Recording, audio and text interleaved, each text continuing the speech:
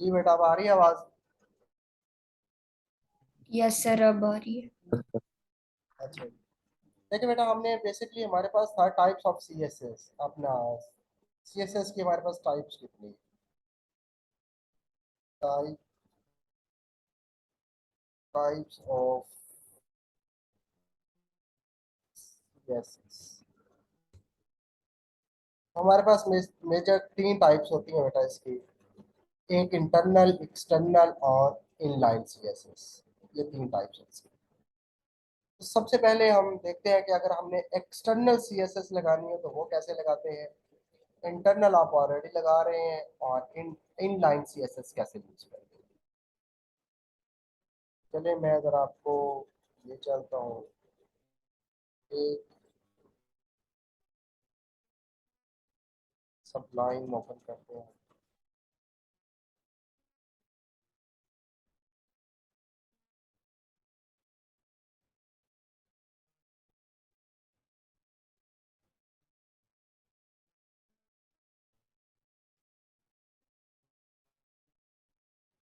तो बेटा हम एक फाइल से ऐड करते हैं, न्यू फाइल लेते हैं और उस फाइल को हम सेव करते हैं। और उस फॉर्म के अंदर लिखते हैं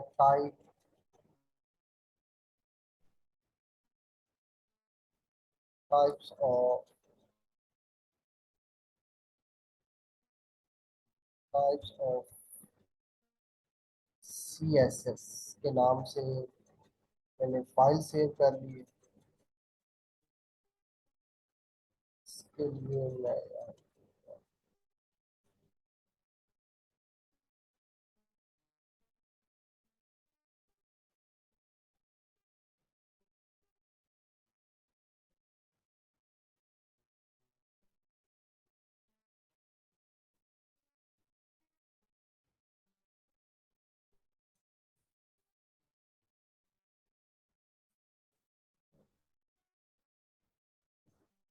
dot H T M L .html के नाम से मैंने एक फाइल बना दी। ये देखिए, अब मैं यहाँ पर एक HTML स्ट्रक्चर तैयार करता हूँ। इसका मैं टाइटल रखता हूँ टाइप्स ऑफ सीएसएस। और बॉडी के अंदर मैं कोई हेडर ले लेता हूँ, H1।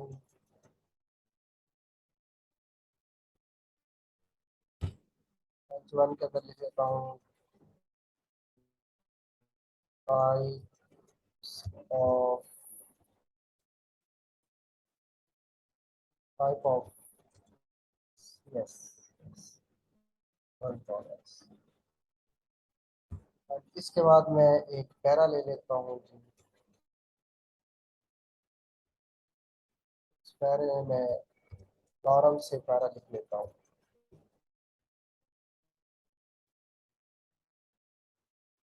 कंट्रोल एस कर। अरे बेटा, ये एक छोटा सा मैंने एक काम कर लिया है यहाँ पर। इसको मैं ब्राउजर पे ओपन कर देता हूँ, पहले आपको देखने से।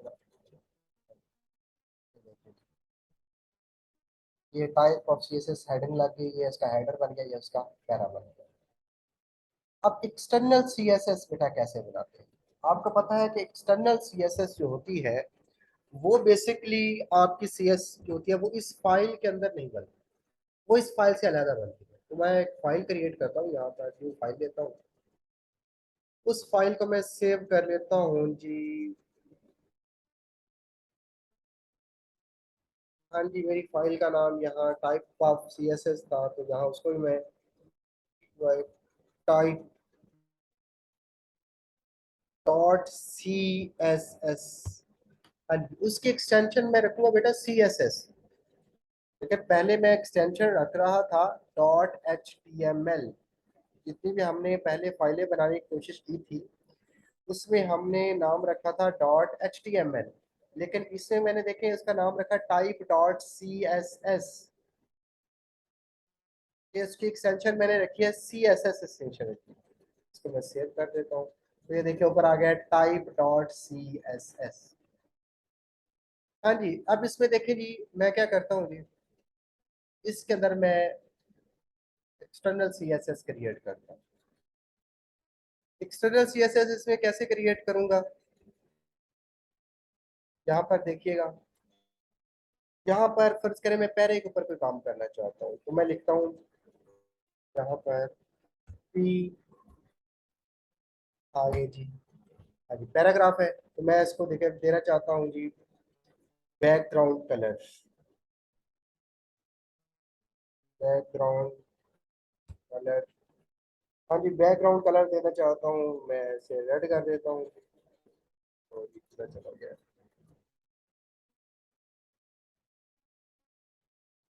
यहाँ पर रेड कर देता हूँ। हाँ जी, क्या, और उसका जो टेक्स्ट कलर है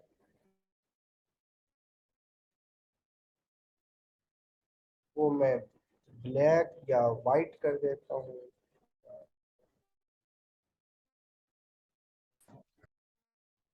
हाँ जी वाइट कर दिया। अब देखिए मैं एक्सटर्नल सीएसएस लगा रहा हूँ यहाँ पर, और मैं कहता हूँ जो हेडिंग है मेरा H1 है, उस पे जो उसका कलर है वो ब्लू हो जाए, बस कंट्रोल एस। हाँ नहीं देखिए बेटा, ये मैंने किस फाइल के अंदर लिखा है, type dot C S S के नाम की एक मैंने फाइल क्रिएट की थी। उसके अंदर मैंने कोड लिखा है, मैं एलिमेंट सेक्टर यूज कर रहा हूँ। आपको पता होना चाहिए कि मैंने कौन सा सेक्टर यूज किया है, एलिमेंट सेक्टर यूज किया है, क्योंकि पी एक मेरा एलिमेंट था, पैराग्राफ था, और H1 भी मेरा एक एलिमेंट था। इस वक्त मैंने जो सेक्टर यूज किया है उसको मैंने एलिमेंट सेक्टर का नाम दिया है। अब जरा इसको मैं ब्राउजर में ओपन करके देखता हूँ, क्योंकि देखिए यहाँ मैंने कोई सी एस एस नहीं लगाई, लेकिन अब ये जो सी एस एस लगी है अभी ये फॉलो नहीं होगी। क्यों? देखिए मैं रिफ्रेश करता हूँ, ये फॉलो नहीं हो रही, कुछ नहीं हो रहा। क्यों नहीं हो रहा जी? उसकी वजह क्या है? क्योंकि मैंने ये सी एस एस की फाइल तो तैयार कर दी है, एक्सटर्नल एक्सटर्नल फाइल को तैयार तो कर लिया, लेकिन आपके इस पेज के साथ इसका लिंक क्रिएट नहीं किया। जब मेरा लिंक ही नहीं है इसके साथ, तो ये कैसे अप्लाई होगी इसके ऊपर? तो अब मैं इसका क्या करता हूँ, लिंक क्रिएट करता हूँ। तो लिंक क्रिएट करने का तरीका क्या होता है, मेरे पास एक लिंक टैग होता है। मैं कहता हूँ एंगल ब्रैकेट लिंक, देखिए जी नीचे लिंक लिखा हुआ आ गया। मैंने लिंक जैसे लगाया, उसने रेफरेंस दे दिया, सालिशीट टैग टाइप उसने खुद बता दिया, रेफर मांग रहा है, रेफरेंस मांग रहा है। ठीक है, अब रेफरेंस मैंने देना है क्या जी, इस फाइल का नाम क्या है, type dot C S S, ये इसका नाम लिख देता हूँ, type dot C S S, control S करते हैं। हाँ जी, रेफरेंस के अंदर आपने क्या ना क्या रेफरेंस देना है बेटा, कि जो आपकी फाइल का नेम है वो आपने यहाँ देना है।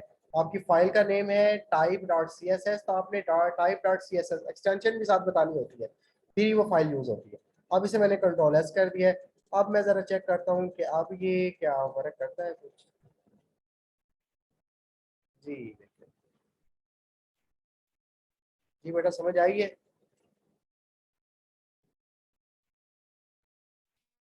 जी बेटा स्टूडेंट्स, बेटा जाग रहे हो? Yes sir. Yes sir sir. बोलो तो सही। अच्छा जी, ये पता चल गया कि बेटा एक्सटर्नल सीएसएस कैसे लगाते हैं। एक्सटर्नल सीएस में आप यहाँ क्लास बना सकते हैं, आईडी बना सकते हैं, आप एलिमेंट यूज कर सकते हैं, ग्रुप एलिमेंट यूज कर सकते हैं, और कुछ भी यूज कर सकते हैं। फर्ज करें यहाँ मैं क्लास के थ्रू भी काम करवा सकता हूँ, जो भी मैं यहाँ चाहूँ वो करवा सकता हूँ। कि मैं यहाँ पर क्या करता हूँ जी, एक और टैग ले लेता हूँ, H2 टैग, और उसके अंदर मैं लिख लेता हूँ जी,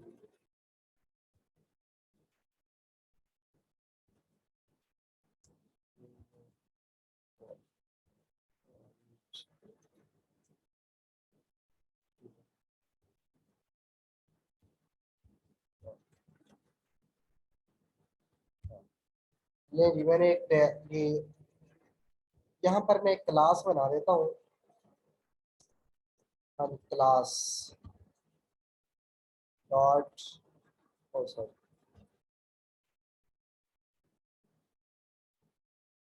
क्लास, यानी क्लास का नाम मैं रख देता हूँ H2 रख देता हूँ,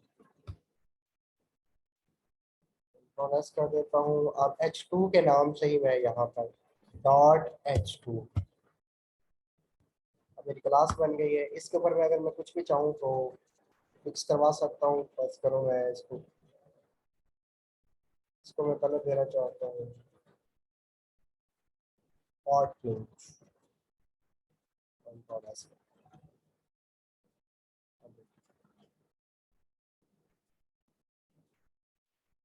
हाँ जी, स्पिरिट पॉलीमर का इस देखें हॉट पिंक आ गया। अब ये क्या, किससे काम किया मैंने, क्लास बनाकर काम किया है।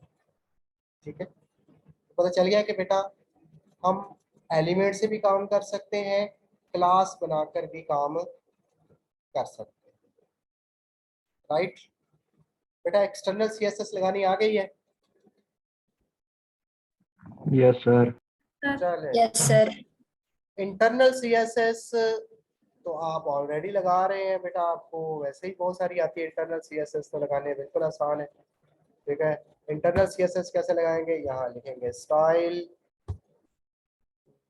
ये नीचे आ गया स्टाइल लिखा, और स्टाइल के अंदर आप एक और काम, जहाँ पर हम क्या करते हैं जी, मैं कहता हूँ जी इसका बैकग्राउंड लग जाए H2 का। ठीक है, H2 को बैकग्राउंड लग जाए तो क्लास मेरे पास H2 देते हैं डॉट H2 को बैकग्राउंड कलर दे देता हूँ। हाँ जी, बैकग्राउंड इसे कलर में दे देता हूँ जी ब्लैक।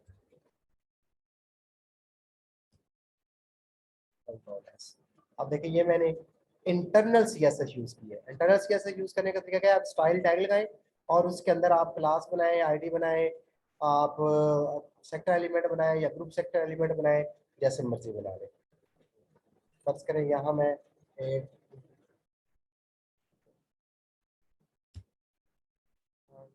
H1 टैग यूज कर,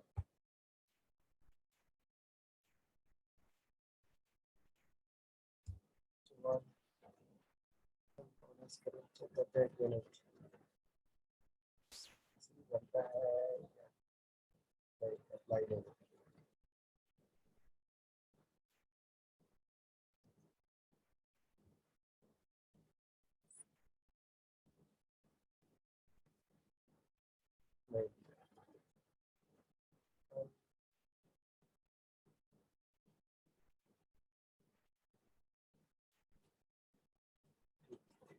देखिए बेटा, मैं चीज करके देख रहा था लेकिन अप्लाई नहीं होता।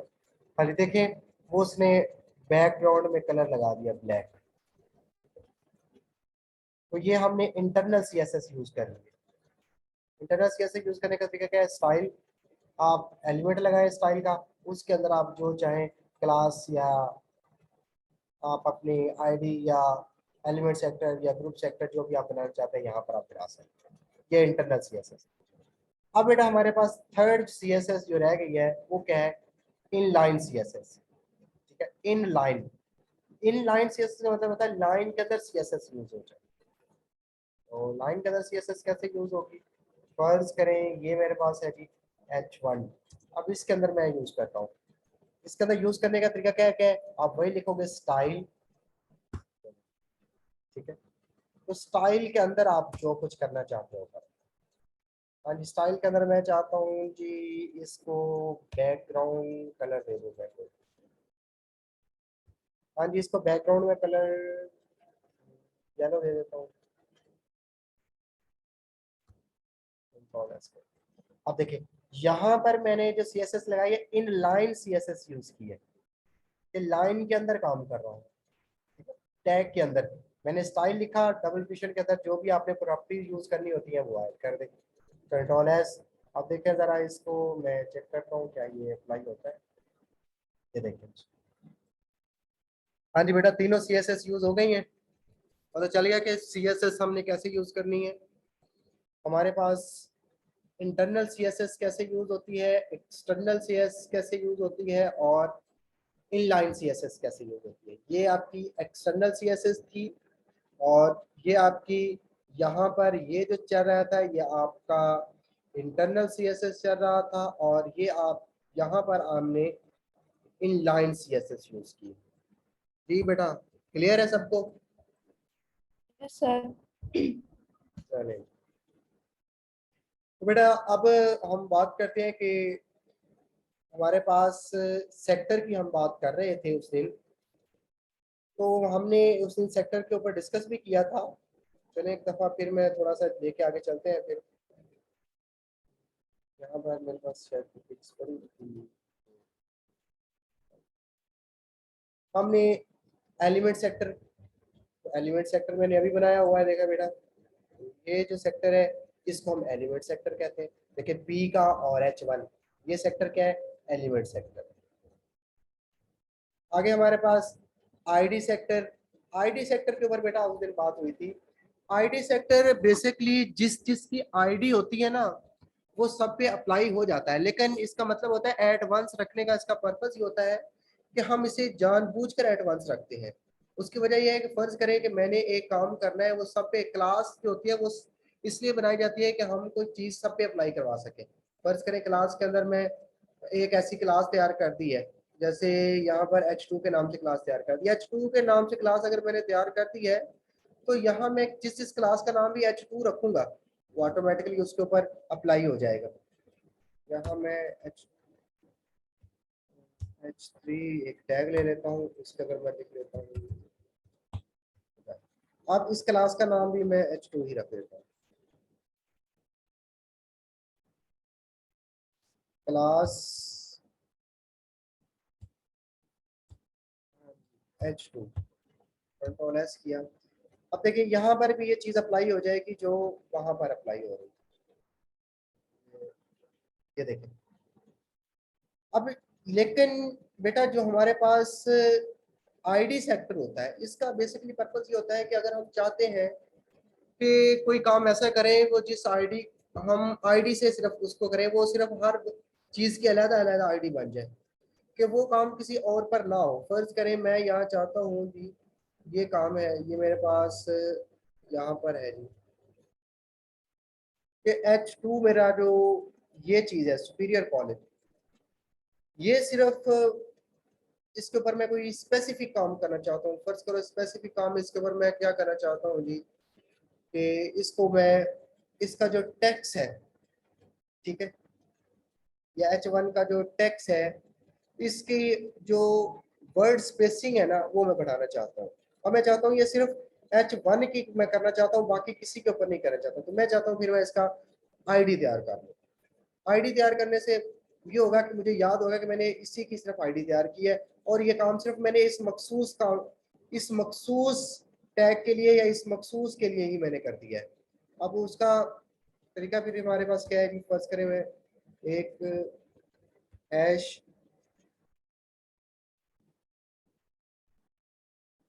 टैग यूज कर लेता हूँ। फर्ज करें मैं H1, हाँ जी, मैं करता हूँ जी लेटर स्पेसिंग।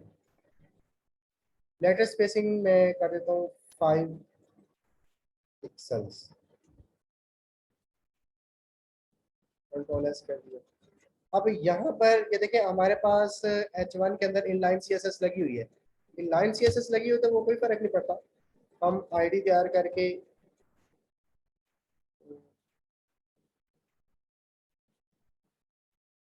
उसको इज इक्वल टू कर देते हैं जी। इसके इक्वल टू उसका नाम क्या रखें जी, हम हमने रखा हुआ है बल्कि H1।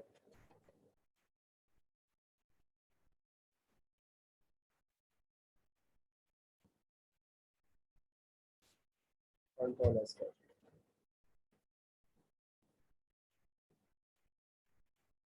ये देखें उसने उसको सिर्फ अमल कर दिया है। अगर यहाँ पर पिक्सेल्स थोड़ा सा और बढ़ा दें, कंट्रोल एस,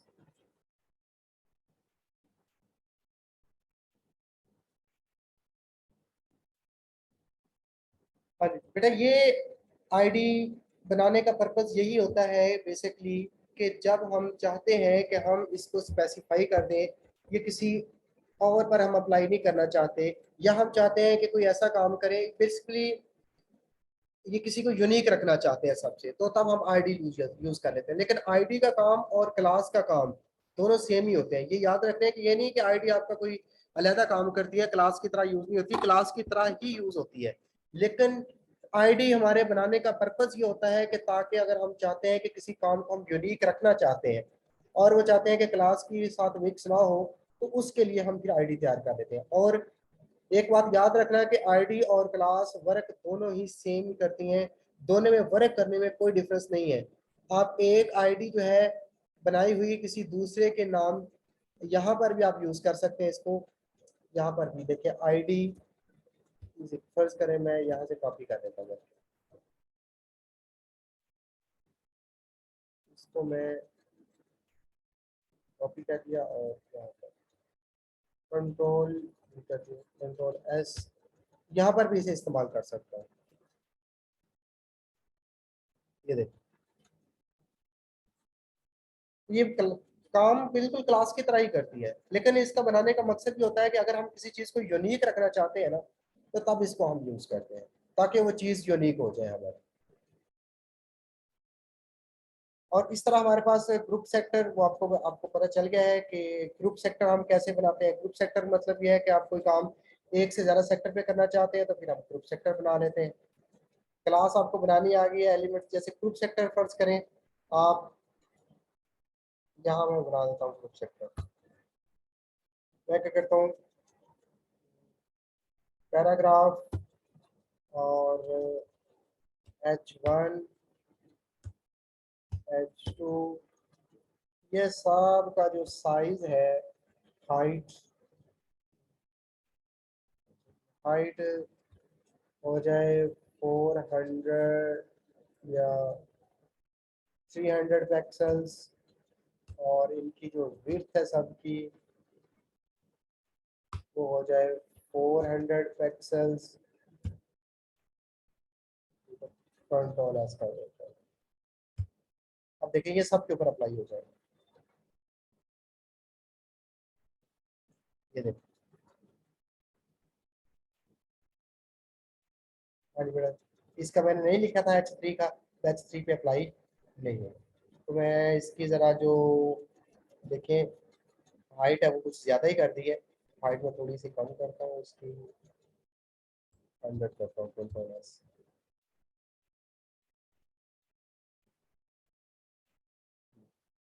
अब देखिए सब पे अप्लाई हो गया सेम। तो ये बेटा हमारे पास होता है जी ग्रुप सेक्टर, इसको हम क्या कहते हैं। एक बेटा हमारे पास और होता है जिसको हम कहते हैं यूनिवर्सल सेक्टर। अब यूनिवर्सल सेक्टर हमारे पास क्या होता है, मैं यहां से खत्म करके यूनिवर्सल सेक्टर बना देता हूँ इसको।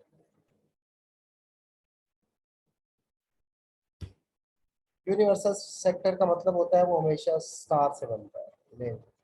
ये मेरा सेक्टर जो बन गया है ये यूनिवर्सल सेक्टर बन गया है। यूनिवर्सल सेक्टर में इसको यहाँ से मैं गलती की उठा के इसको कॉपी करके यहाँ ले आता हूँ, कंट्रोल एस।